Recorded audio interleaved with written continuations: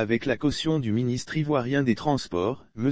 Amadou Koné, Africa O'Clock, agence de communication internationale, va réaliser très prochainement un spécial transports et logistique en Côte d'Ivoire, annonce un communiqué de presse de l'agence.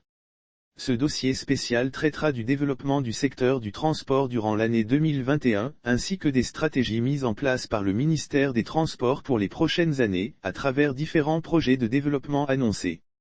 Pour ce faire, Africa O'Clock se rapprochera des institutions gouvernementales, des entreprises locales et internationales privées, et également des différents leaders du secteur. Les députés ivoiriens, membres de la Commission des affaires économiques et financières de l'Assemblée nationale, ont adopté à l'unanimité, le vendredi 19 novembre 2021, le projet de budget 2022 du ministère des Transports.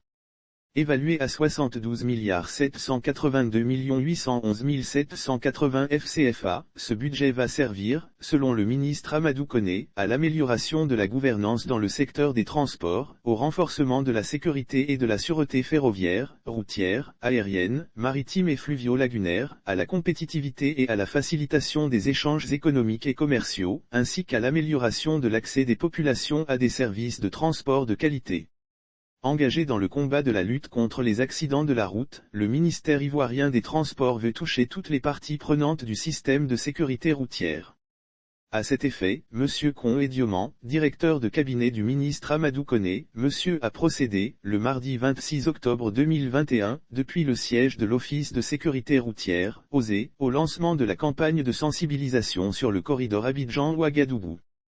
Cette cérémonie s'est déroulée en présence du directeur général de l'OSE, M. Koné Bafa, du directeur général du Haut Conseil du patronat des entreprises de transport routier de Côte d'Ivoire, M. Diaby Ibrahim et d'un bon nombre d'écoliers venus des écoles environnantes. D'autre part, le ministère de Transport annonce que très prochainement, les conditions de passage de l'examen pratique du permis de conduire subiront des changements. C'est ainsi que 11 centres d'examen pratique, ultra-modernes, seront bientôt ouverts sur l'étendue du territoire national. Toutes les réponses sur les questions concernant le transport et la logistique seront trouvées dans le spécial Transports et Logistique par Africa O'Clock.